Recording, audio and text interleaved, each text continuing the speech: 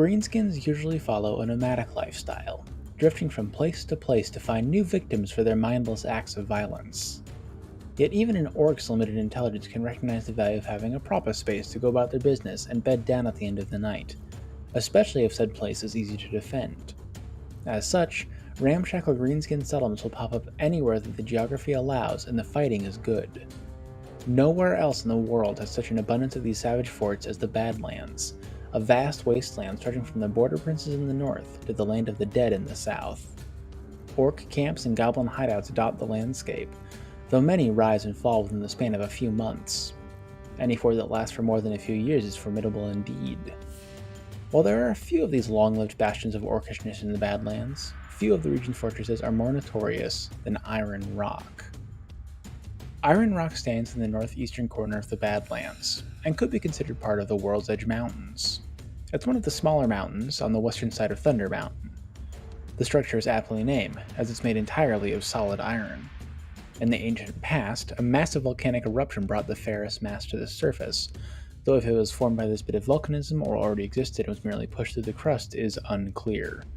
The Dwarfs of the Karazhan Core discovered Iron Rock first, creating a small outpost from which to harvest this rare bounty of valuable metal.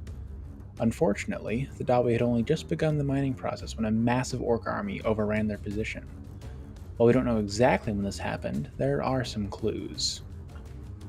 Around 1500 IC, Greenskins attacked the Dwarf Kingdoms in numbers unseen before or since. Known as the Goblin Wars, this was the final death blow to the already fading glory of the Karazhan Core. The lands surrounding Thunder Mountain were some of the first to feel the Green Tide's wrath. After 2 years of continued assaults, many dwarf outposts, the Iron Rock likely among them, had fallen to the savages. The Greenskins quickly set about making these settlements feel proper orky, defiling the meticulous artistry of the dwarfs with their own crude drawings and ramshackle idols. The Orcs that claimed Iron Rock as their own quickly realized that it was an excellent base of operations for a powerful tribe. From its fortified walls, they could project power for miles around, and the easy access to good quality iron ensured that even Orcs could fashion their own weapons with little effort. Seeing that they now had one of the most advantageous positions in the entire Badlands, the Greenskins wasted no time in making their new home their entire cultural personality. The tribe adopted the moniker of the Ironclaw Orcs, a name that ultimately was destined to live in infamy among both the dwarfs and men of the Empire. Indeed, it was from their ranks that Gorbad Ironclaw, the most feared orc warboss to ever live, rose to power. Although Gorbad will be the subject of his own video at a later date, it is worth knowing that he used Iron Rock as his base of operations while he united countless orc tribes into a massive Wa. Even the mighty fortress of Blackcrag fell under Gorbad's dominion during this time. It was also under his leadership that Iron Rock became a proper fortress, rather than simply another greenskin settlement.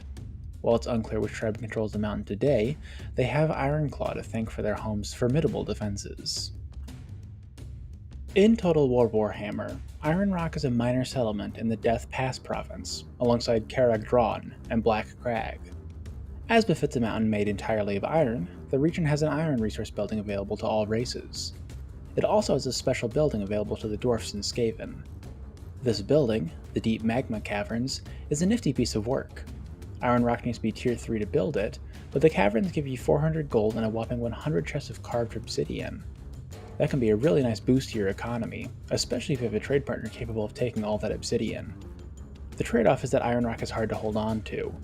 It's exposed to a lot of minor greenskin factions, and eventually Warzag from the Badlands, making it difficult to defend unless you build up a garrison and keep a small army around to fend it off.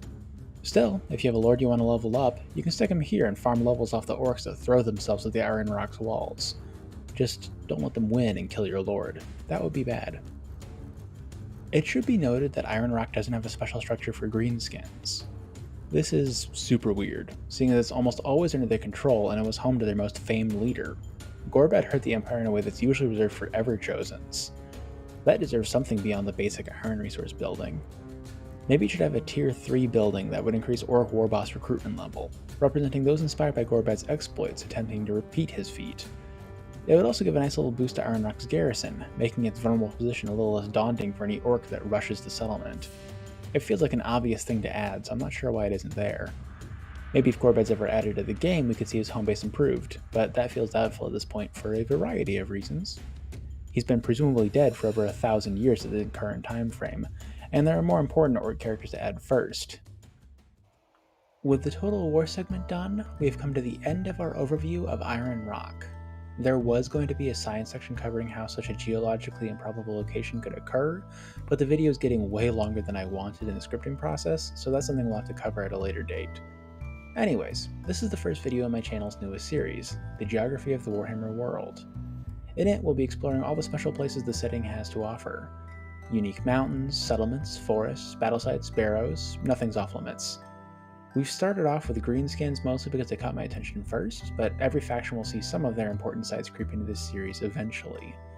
If content like that interests you, may I suggest you leave a like and comment down below as a token of your favor.